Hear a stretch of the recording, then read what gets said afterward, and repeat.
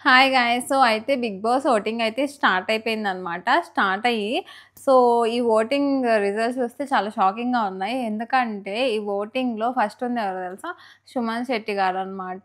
First నుంచి ఆయన first, second ప్లేసెస్‌లోనే ఉంటున్నాడు. అండ్ సెకండ్ ప్లేస్‌లో వచ్చేసి భరణి గారు ఉన్నారనమాట. ఈ 2 ఎక్స్‌పెక్టెడే.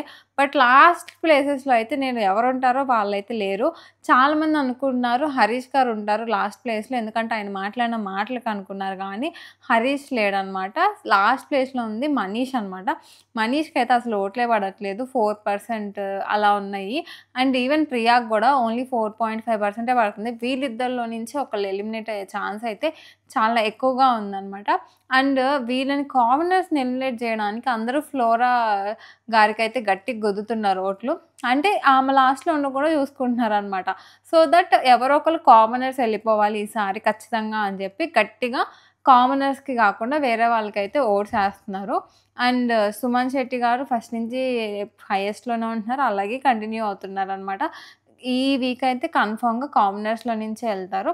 డెమాన్ పవన్‌కైతే యావరేజ్‌గా ఉంది. లాస్ట్ టైమ్ ఎలా యావరేజ్‌గా ఉందో ఈసారి గూడా యావరేజ్‌గానే ఉందనమాట. అండ్ కన్ఫర్మ్‌గా ప్రియా అండ్ మర్యాద మనీష్‌లో నుంచి ఎక్కువ వెళ్ళే ఛాన్సెస్ ఉన్నాయి.